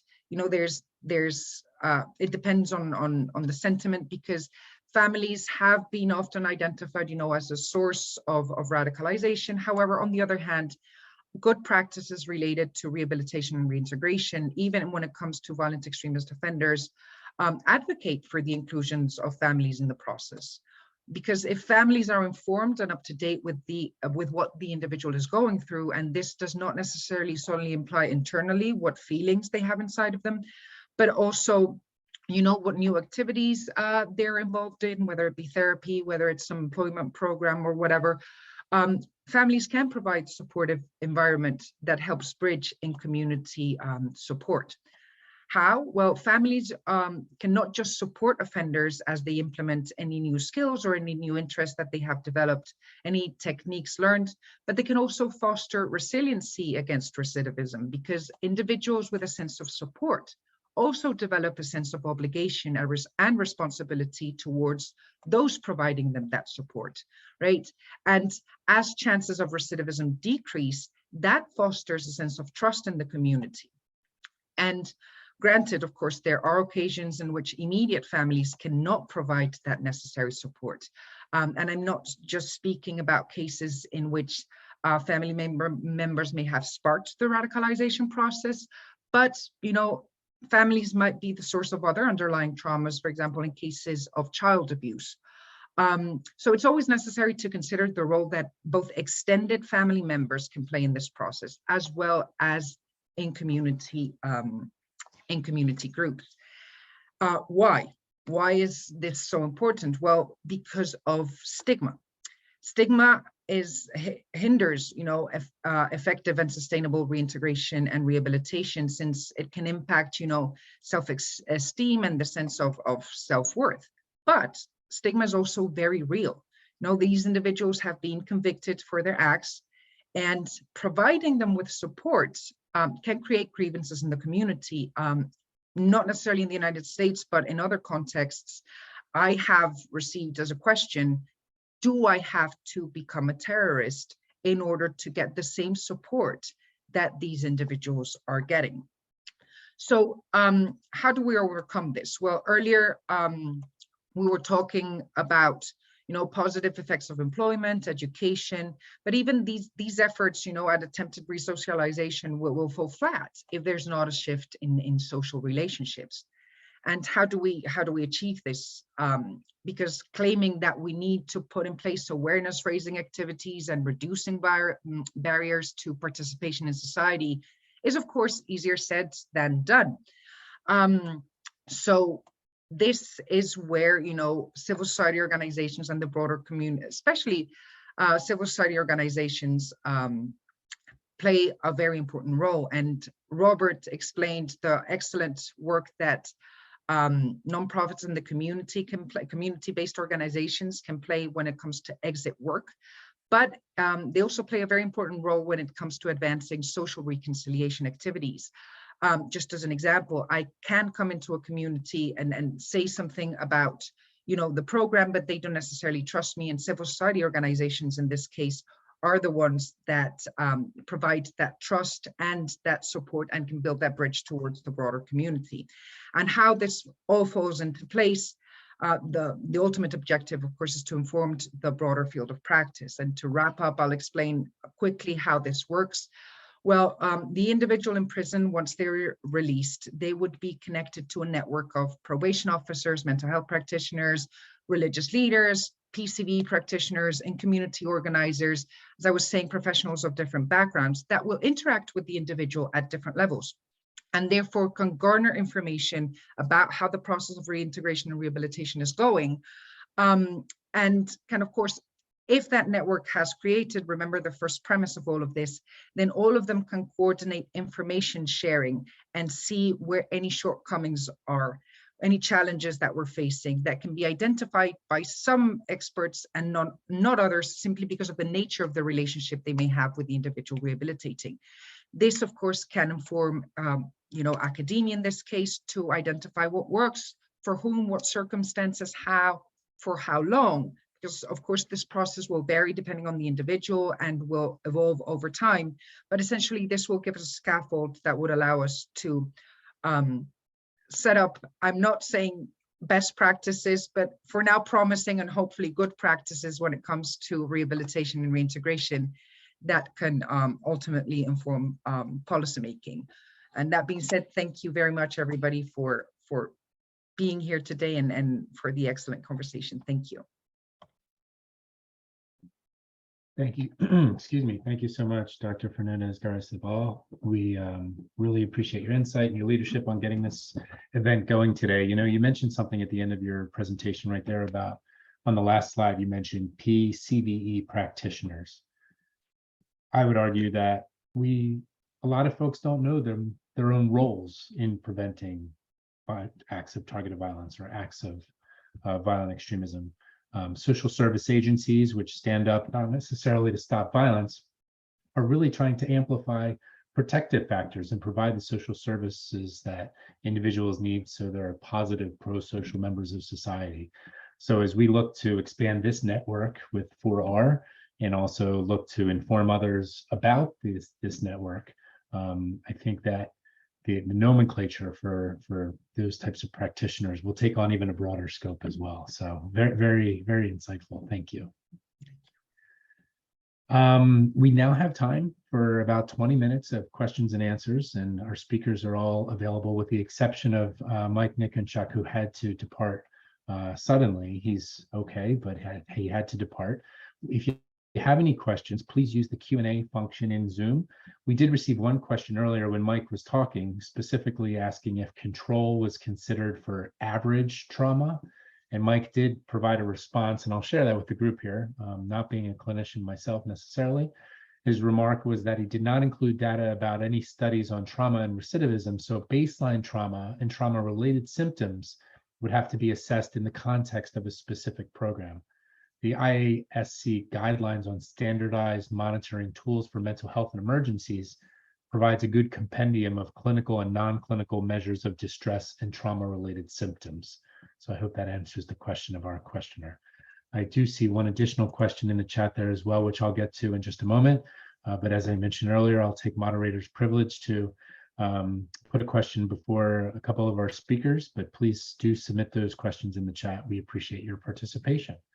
We'll start with Dr. Schindler. Hans, you mentioned specifically about traveling and returning violent extremists. What is Counter Extremism's current assessment about the scale of the problem, and why should we care? Is this really still a timely issue? So thank you very much for the question. Not completely surprising that you asked that.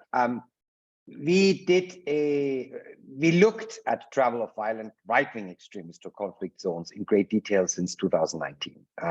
The biggest challenge always is to get data, because there is no network of monitoring as you had, mandated even by the United Nations Security Council on traveling foreign terrorist fighters, i.e. there is no mandate that you can use API PNR data, for example, to identify individuals that travel. So first round war in Ukraine, 2014, we had about 1,000 individuals. This round, invasion of Russia by Ukraine, we have about our best guesstimate, because numbers are really hard to get this time, is low 3-digit figures from Europe that are active in the conflict zone. Not the 22,000 that you have heard of. This was just the individuals that officially registered with Ukrainian embassies around the world. Of those, a very small minority, about 10 to 20%, actually made their way into the conflict zone. But among these are these hardened violent extremists. So as I said, this time, luckily, so far, it's not a statistically significant issue. However, we at CEP consistently point out that even a handful of hardened violent extremists that have now direct access to arms, ammunition, and explosive material, as well as the ability to get both combat training as well as combat experience based on an ideology that is already, in some cases, looking at disrupting society, hoping followers, hoping that society breaks down, can and will not be a insignificant security risk upon return. We should care in two ways. Number one, these individuals need to be identified, and this time around it's much harder to monitor their activities than in 2014, because in 2014 they were 15, 16 when they were first active there. They were very open on social media what they were doing, knowing that there is no legal system that stops them from doing what they're doing.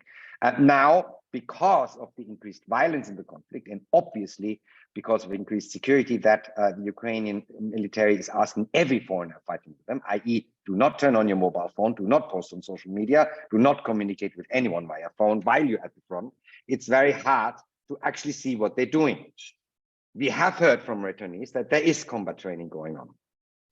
The second reason why we say we care is this is the second time that we have somewhat of a wake-up call. It's absolutely understandable that in 2014, we had bigger fish to fry with our individuals going to Syria.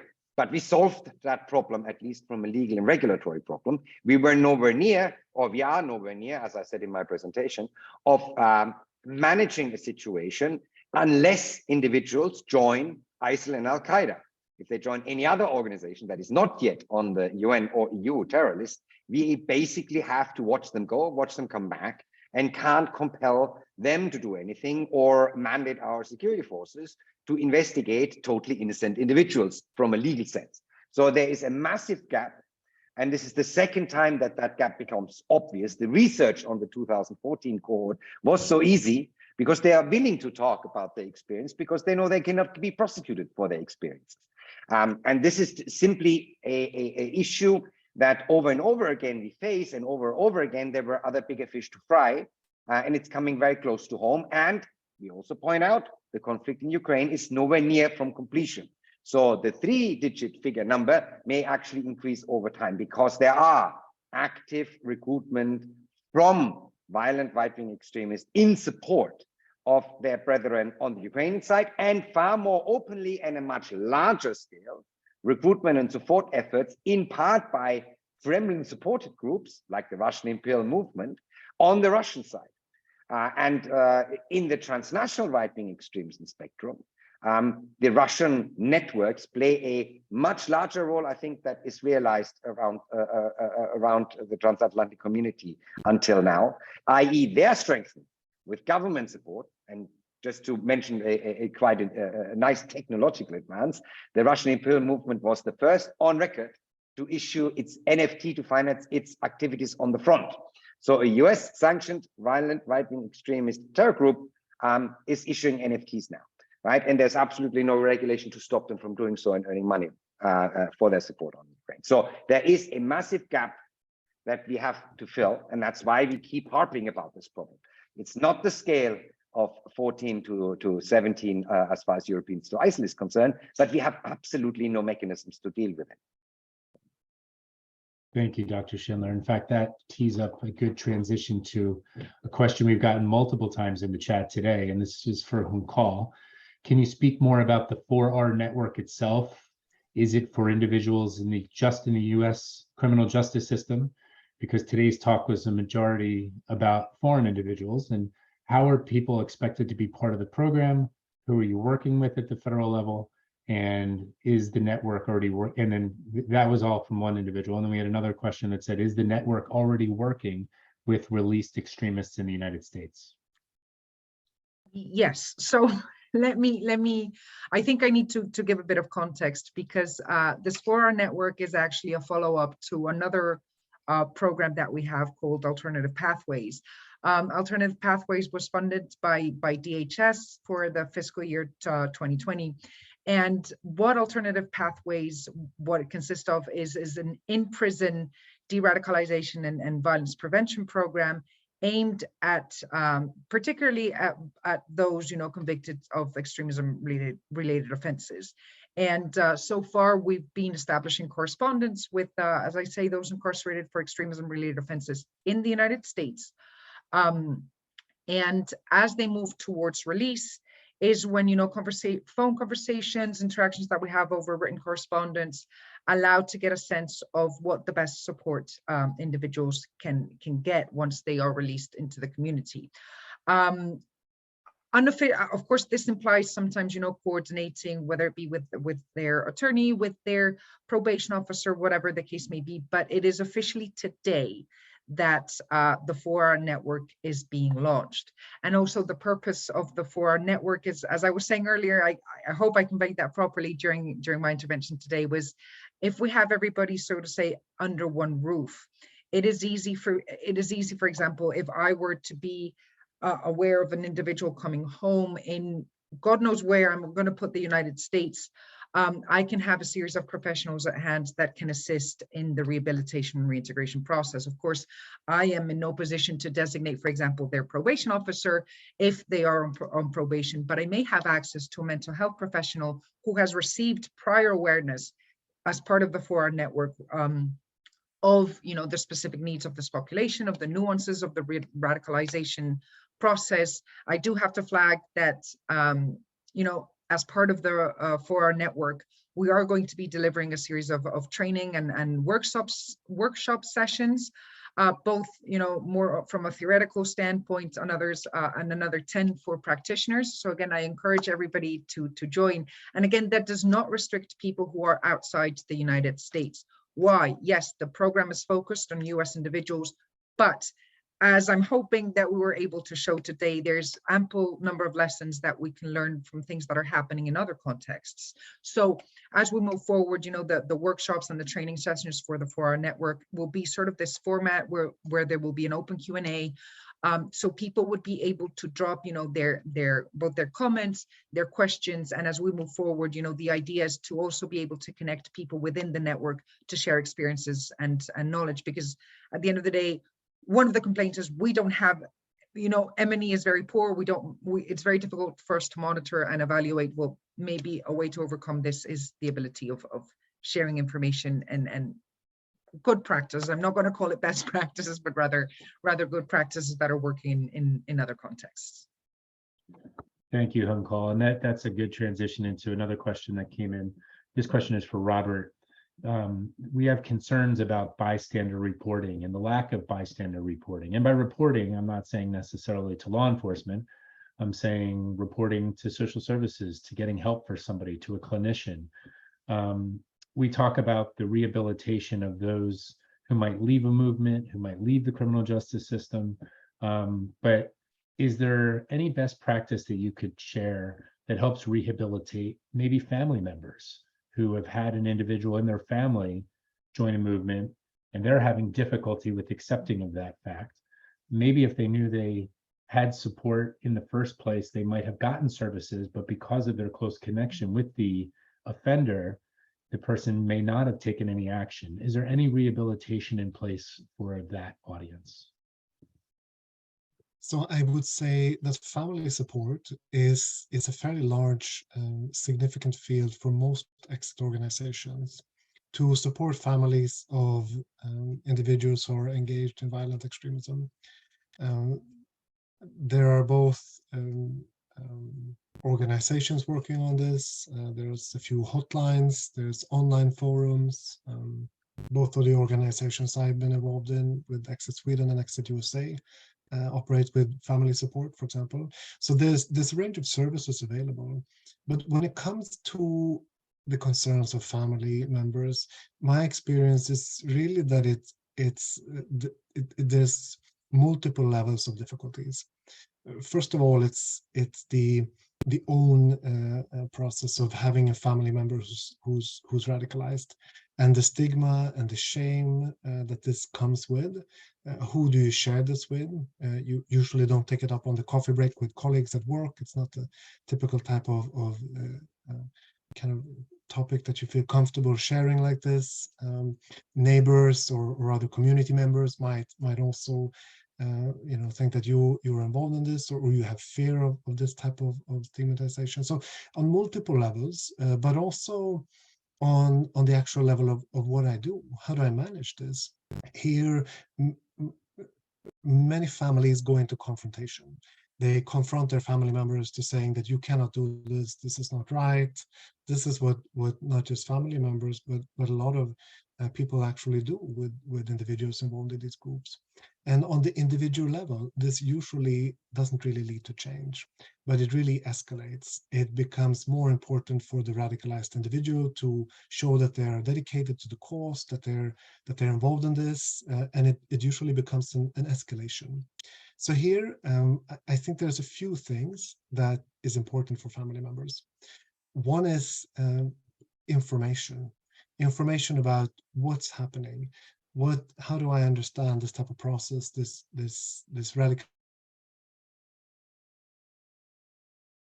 radicalization that's happening? Strategies, what do I do? How can I manage this?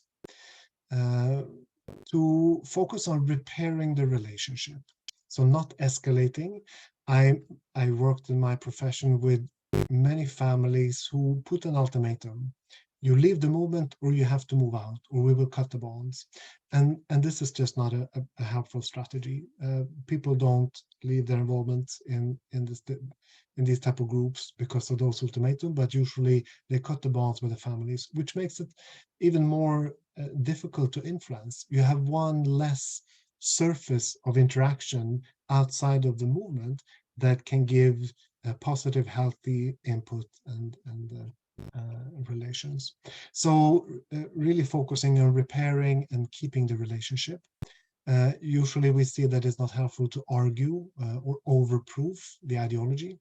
You're not going to win back your loved one by becoming very, very informed about ideology and arguing about different elements of the ideology. But rather, what we see helpful is to seek help from others, from professionals, from social workers, from specialized exit or PCV organizations, from support groups, from online forums. There's a range of material online, interviews and such that can be helpful. So really to seek support and seek help, that would be I think that's my input on this type of topic. There's a lot of support to get. That's very helpful. Thank you, Robert. Staying with the behavioral side of the discussion that we're having today, and it looks like we do only have about another 5 or 6 minutes. I'd like to make sure we get a question in for Sophia as well. Sophia, what are the limitations of a gender-sensitive approach? Sometimes when we scope out the ways we can help, we recognize the need for specialization of services, but are there any limitations that you might be missing by taking a gender-sensitive approach to addressing violence prevention as a measure to address prospective recidivism? Yeah, that's actually, I'm very happy that you're asking that question, because it's a key aspect. Several things that I would like to highlight as a response. So one is that gender sensitive means different things to different people. So I think just starting the conversation on, so what do you mean with gender, right? Like gender is not only women, right? Gender is also about masculinity, toxic masculinity. So are we even there? And I would argue that many times you see, okay, this is about gender. No, it's about women. That's not the same. So that's one aspect. What do we really mean when we speak about gender sensitive approaches? And in my short period of time, I could not define it, so I'm happy to ask about it. The second aspect is also that what I heard from practitioners working in Exit is that it really is different from person to person. So for some individuals, their own gender identity plays a very important role, which means that also in the rehabilitation and disengagement process, working on the gender identity can be crucial in kind of, developing a new belonging or a new understanding or a new what have you. And in other cases, it plays a less important role. So focusing on, so you as a woman or you as a man cannot lead to the desired results. So here again, we are on the individualized level. So what are the important factors? Do you assign a lot of importance that you as a Muslim woman in this society do not feel welcome? Is that something we should work on? I do feel that many practitioners like to stress that they have this very individualized approach, and we do not need also gender because it's already so individualized. I do not really agree with that, but I can see that it does not need to be overstressed. So I think that's one aspect. And then finally, I think it's also a broader set of challenges on a more social level, right? So very, very difficult conversations that also we as a receiving community have to have about gender, very, very real stigmatization or very real problems that you face as a man, as a woman in your role. So these are maybe just some aspects that we are still in the process of understanding what it means, also political discussion actually. And one final aspect I wanted to mention is that I just forgot it. Hopefully it wasn't that important. Yeah, the data. So for example, the risk assessment, I do advocate that we look into it. It's just that we have data sets and data sets of male offenders or male fighters or male individuals involved in extremism that we can base our analysis on. And if now we want to, on let's say 10 women, develop a risk assessment tool to assess their risk, that's not going to work. So how do we still kind of try to move forward on the more gender sensitive approaches? So these are the three aspects I think I would like to highlight that have a risk of going into the wrong direction. So cautiously going forward, I would say is the way to go. Excellent. Thank you, Sophia. Really appreciate that, and all the great contributions of our people asking questions today, our people on our panels today. One closing question that is a yes/no for maybe Dr. Fernandez Garcibal. We had a question in the chat that said, now that the 4R network, which is why we're here today, has publicly launched, what will be the next step in terms of public information? Imagining that this might be confidential, does CEP, Counter Extremism Project, plan to release more information to the public about 4R beyond this session? I don't know if that's a simple yes/no, but maybe it is. I wouldn't call it a simple yes/no, not at all. No. In the website that was published today, there's already a series of resources that are available. For example, the long version and the short version of the theory of change that I spoke to today are made available to the public. And once people register and are actually part of the network, then they'll have access to more resources. And so when it comes to public information, yes, the idea is to, hold events like this going forward, especially, as I was saying, we're also gathering information from the Alternative Pathways project that is related to this, which of course would inform, again, Objective 6, inform the broader field of practice. Exactly, this would be the attempt of such events, but they will not be as much as a consistent basis as there are with the sessions and trainings and workshops that we intend to deliver specifically for members of the Fora network. So to inform this broader community of practice, please do remain in touch. If you have recommendations for how this forum can be helpful, that is certainly welcomed as well as the network looks to expand. With that, we are just about at the top of the hour in several time zones, and I just again want to thank our panelists for their time. And with that, we will conclude today's event. Wishing you all well. There will be a live link. There will be a link to this presentation available for those who are unable to attend, so we'll make sure that becomes accessible to each of you to share with your respective networks. Thank you so much. Thank you.